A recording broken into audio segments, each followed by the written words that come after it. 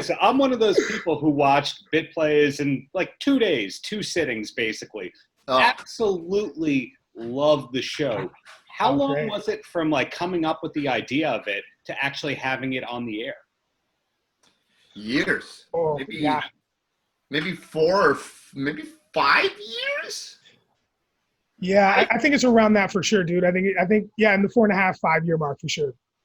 Yeah, I mean, I thought of it. I had this idea, and then I bounced it around my head for a whole bunch, and then I was like, Nigel and I have been friends for years and years, and I was like, I should pitch this thing. I should pitch this thing to one of my best friends. But it was just an idea I had. So from then, I remember us just getting a coffee, and I'm like, yo, man, I have this idea. What about this idea? Check this idea. And then I guess it was 5 years later to be like, okay, our idea is done. Yeah. So a while, yeah. And were video games part of the original pitch? Because obviously the name is a pun, there's the great animation in there, but I don't think a lot of people are eager to put in any kind of animation when they're trying to make a simple DIY kind of project. Yeah, it's true. I mean, they were always there. Those visuals were always there from day one. That was a type of just kind of visual silliness that I had been used to for a very long time. I've been working with one of my other friends who did so many of those, like especially in the last episode, he did all the fireballs and stuff like that. But he's been an editor and a motion graphics designer for years. So we've done tons of sketches in the past with visuals and little shorts. So all those visuals I knew could already work because I've already done them in a smaller kind of, idea wise. But I was just like, oh, well, I just want to film my show with all of these visuals and I know their work. So those were in, all those video game visuals and references were in from day one. It took a lot of explaining, though, to people be like, what's Mass Effect? What's a dialogue wheel? So okay, hold on, let me do this. But yeah, we always had to use like 2 or 3 examples to just explain one like visual effect. Like we always had to try and dig deep and be like, okay, if people know Mass Effect or if they don't know Mass Effect, what's the next thing? Okay, so how do we do an alert? Metal Gear Solid. Do you guys know that one? No? Okay, cool. What if, like we had to really dig deep in the catalog. And to Chris's point, out the gate, we knew we wanted to have a lot of fun and a lot of like arcade type visuals in there.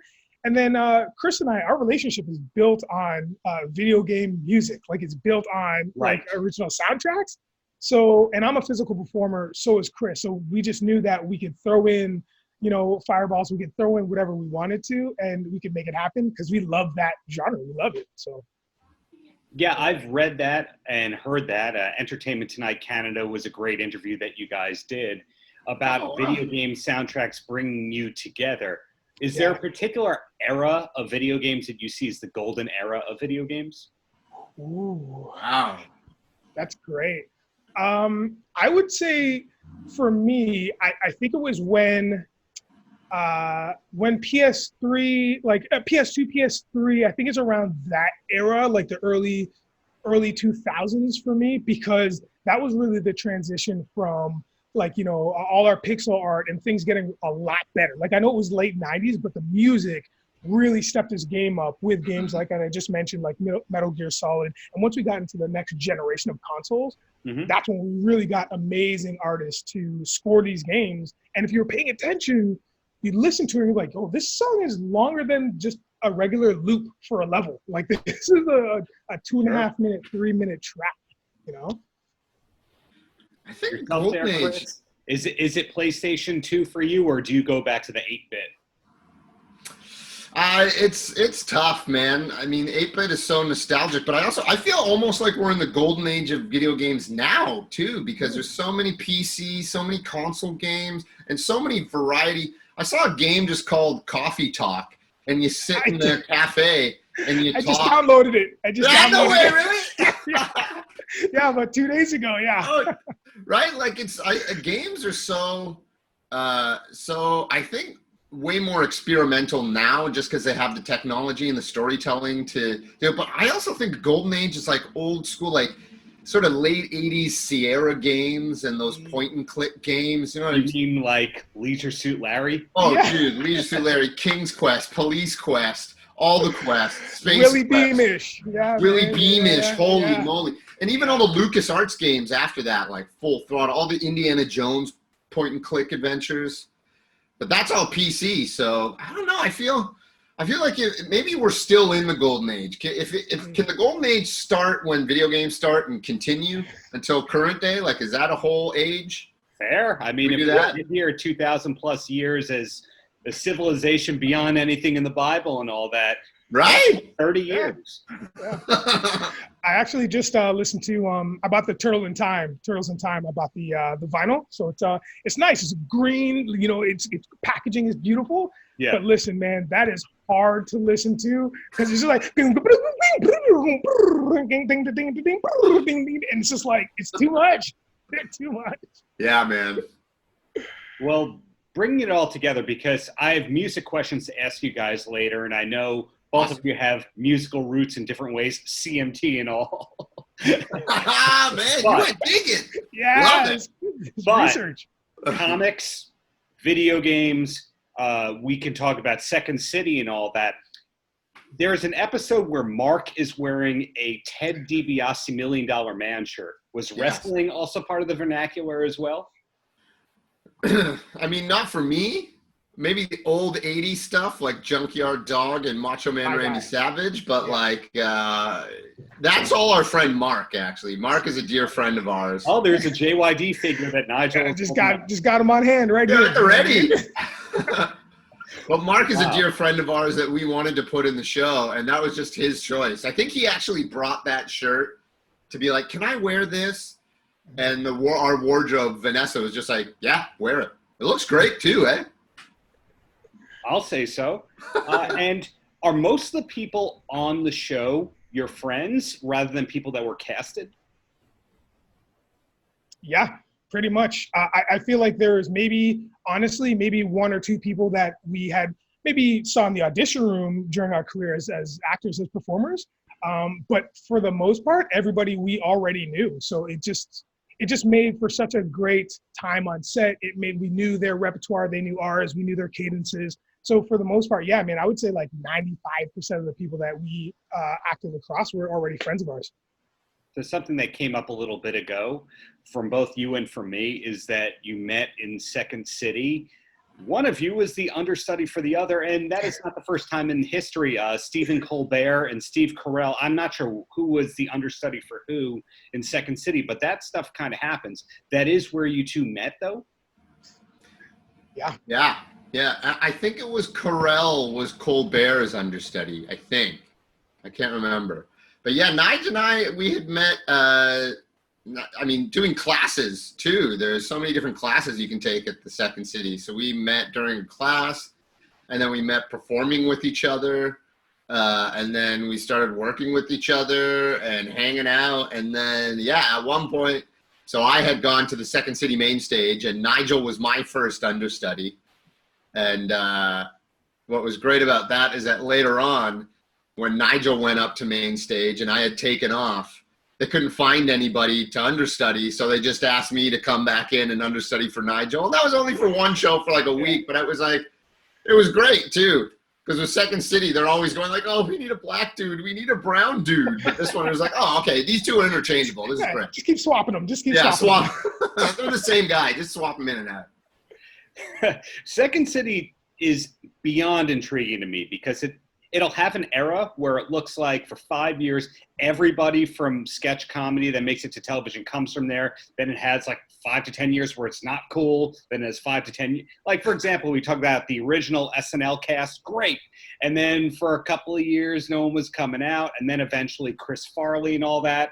And then nobody. And then Tina Fey and that crew. And then nobody and all that. What was it that drew you both into Second City in the first place? Wow. Well, to be honest with you, I got let go from my graphic design job. So I'm actually I went to school for graphic design, and during the economic crisis, or the recession, or whatever you want to call it, in 2008, 2009, I was at a design job, and unfortunately they couldn't hold on to me any longer. They did it as long as they could, but in the background I was always doing Second City classes. I was taking like level A, and I fell in love with it right away. And then I just took all the levels. So then by the time I was graduating the conservatory program, which is a year, I'd been let go from my job. So I was freelancing design, but then somebody asked me from Second City if I could come in and have a meeting with them. I was like, okay, sure. So I went in and have a meeting, and that's when they offered me my first job with Toronto's education company, which is where we performed for kids in high schools. And then they came to theater, and we went to their schools, and then the rest is history. So, I mean, that's kind of how it happened for me. And it's just right place, right time, but also a love for comedy and a love for teamwork. Like, I love working with teams, and I love joking with people and just bouncing ideas off each other, which is, I think, a lot of the success that Playas had. But yeah, so that's my history with it. Yeah, mine was, I'd always performed, well, not really, right? When you come from a Pakistani family, your dad's always like, you know, you must be a lawyer or a doctor. So everything, my dreams of performance were kind of looked down upon in my family. But I also had 3 other sisters who my parents could pour their idiosyncrasies onto. So I just kept performing. And then I did it a bunch in high school and messed around. And then after that, I was like, I tried out for theater school, but it's a bit too much for me, I think. It took itself very seriously. Yeah. So then I started going, I went to university and started working on my film specialist degree. And then I was like, I have no money. I was putting myself through school because my parents, they had already spent thousands of dollars putting my sisters through school.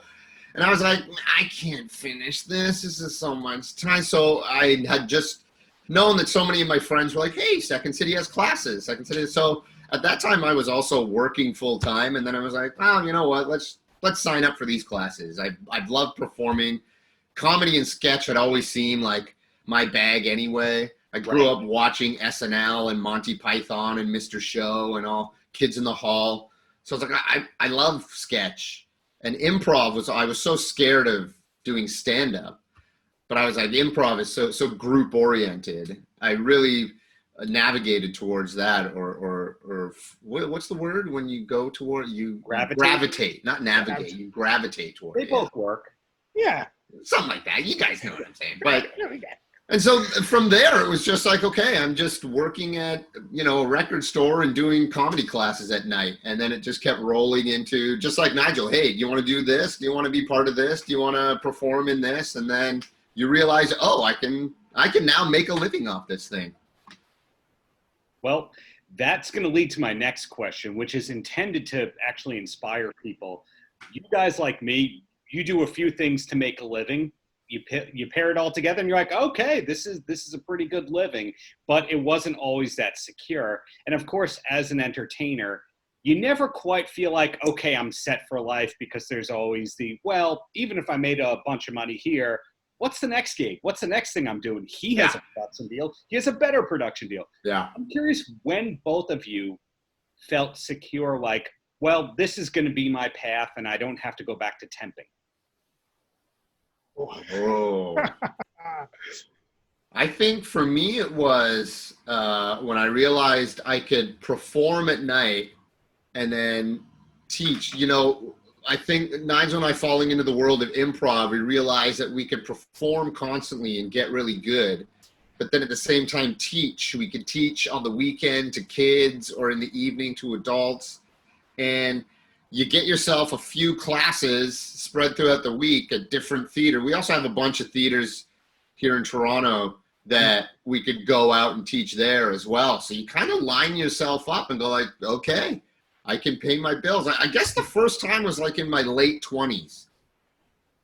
I'm now in my 40s, my early 40s, but in my late 20s, I was like, okay, this is all I have to do. I just have to work here, do these shows, teach these classes, and then I can pay these bills.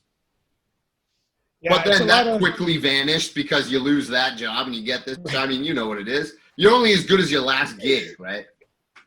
Yeah, it's a lot of piecemeal, right? It's a lot of, like, to Chris's point, trying to find out how things can line up. And so for me, luckily, I do have that design degree, so I can always bounce to freelance graphic design if I need to. So I always kind of have that. So, designing posters or comic book covers or album covers, whatever the thing is.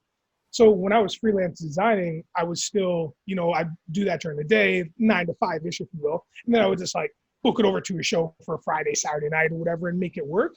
And then slowly I realized that I was performing or teaching more and designing less, and designing was actually getting in the way. And that's to mention like, tons of auditions for commercials and for TV and stuff. And then once I got on a little bit of a roll and started booking those things, that's when I was like, okay, I think I can do this. And, I used to say, I had an anniversary come up and I was like, oh man, it was my first year of just paying the bills, just completely from TV and film and performing. And then that became a second year and a third year. And to this day, it's been all of that, which is phenomenal to think of. But yeah, so that's kind of how I made it work. What about you, Darren? I mean, you got a Miss Pac-Man arcade stand. You must be sitting pretty, man. So I listened to your interview with Sinbad, and I know he brought it up. So I was so excited. I was so excited to see it. Yeah, dude, I was so excited to see this video game machine. Oh, thank you very much. No, it's bootleg. It's got 2,100 games on it. Yes, I was gonna say, nice, right on. When your wife, wants it there, like Sinbad pointed out, or got me it. That things are pretty good. But then over time, you kind of realize that the arcade game is furniture, and it's appealing furniture. So a lot of people want to come over your home a second time because you've got the arcade game. So it's kind of the lure in there. Do either of you have arcade consoles or anything like that at home? I wish. Yeah, I just have all the consoles. I don't have and it's ridiculous, man. Like literally, so when Spider-Man came out 2 years ago, I bought a PS4 refurbished. I have money, but not that much, and I bought it just for the one game, because I needed to have it. And now I just have this ridiculous catalog of games. Kris and I will game, man, on average probably 4 times a week together. Wow. And we can flip between consoles. Anyone. We can do Switch, we can do Xbox, we can do PS4. It's ridiculous. It's great. I'm waiting just to get enough money so I can buy like a souped up gaming PC. Yeah. That's what I want now. I don't know how to follow up with that one. Gotcha. I guess I'll throw it back to a great question, quote unquote, great question about Playas. And that's when you created the show, it's a CBC product, which even as a New Yorker, I know that's basically the BBC of Canada. And it's got its different brands, kind of like there's Channel 4 or that kind of thing. Yeah. Over here in the States, I know about it because it's on Amazon Prime. So in a way, you're kind of indie here. And then in Canada, not say corporate, but like mainstream. So it's going to mean different things in different territories. How are you finding out that people elsewhere in the world are learning about the show? Is it primarily word of mouth? Yeah, really word of mouth. I mean, that's the other thing too. What's interesting you bring that up, because CBC has, it's not even mainstream, because CBC has their televised stuff, and then they have their internet stuff. Mm-hmm. And we were specifically on their internet stuff. Nigel and I went in thinking, oh, we could pitch this as a TV show. We had really thought it out wide enough for it to be half-hour episodes. But they say, hey, why don't we, we've got a lot on our plate right now, which I don't know what that means when networks say you got a lot. What are you talking about? You can make TV shows whenever you want, man. Anyway, They go, why don't you make it for web? We're like, yeah, sure, we'll make anything. We got nothing right now. So we started making that, and we realized too, the beauty of that is that, obviously you don't get that national advertising scheme that Baroness Von Sketch Show did or Schitt's Creek does, right? Yeah. You get a smaller word of mouth, and it is online. We're starting to advertise on podcasts right now because we think that's kind of where the niche will lead us. We've got a show about video games and weed and being black and brown. So it is kind of niche anyway. But at the same time, being on the web, and Nigel and I had spoken about this recently, but looking back in retrospect, it's like there probably would have been a lot more people watching what we said if we were on national television, whereas us being a bit of a smaller platform, we kind of felt a bit more free to say what we want. Mm-hmm. So word of mouth definitely is the big thing. It's word of mouth, it's Twitter, it's Facebook, it's trying to share clips, because so much of our show has little bite-sized visual bits that we could just splash them here and there. So it's been a lot of that. And again, it's great to see it out there. If there's one upside to the pandemic and the quarantine, it's that my wife and I got to see a lot of TV shows that we didn't really know. So you guys were a discovery. Letterkenny, I didn't know about that. Oh, yeah.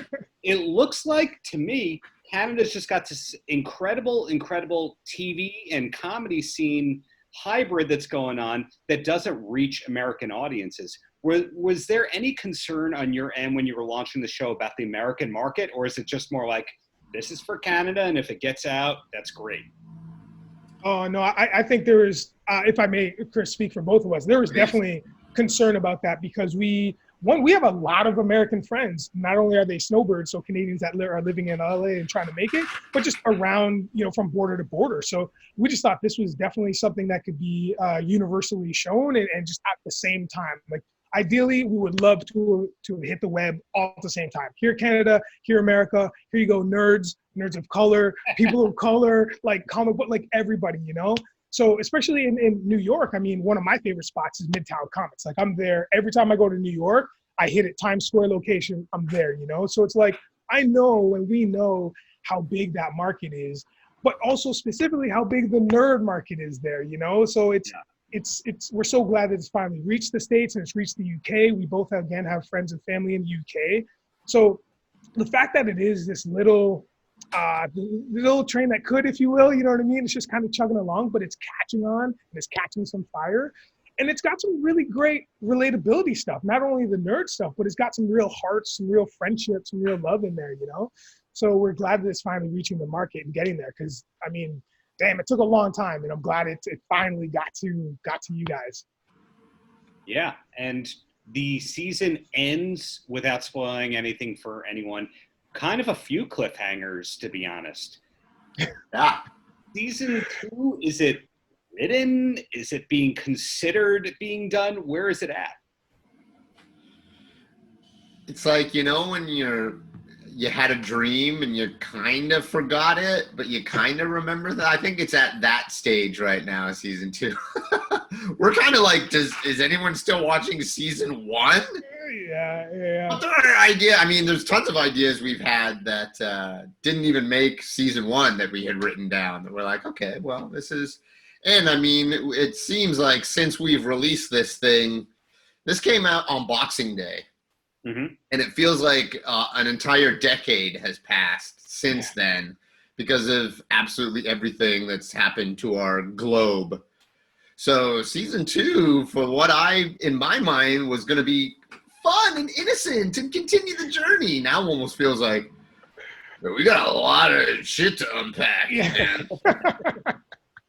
Well, one of the blessings of your show, I don't know if I cut you off there, Nigel. Did I? Oh. No, not at all. One of the blessings of your shows, with an exception to maybe things that come up in the last 2 episodes, you could start at episode 4 and not really have spoiled anything or not really know who the characters were. Is that by design or just coincidence that the episodes aren't super continuous aside from the Thug Number 4 stuff?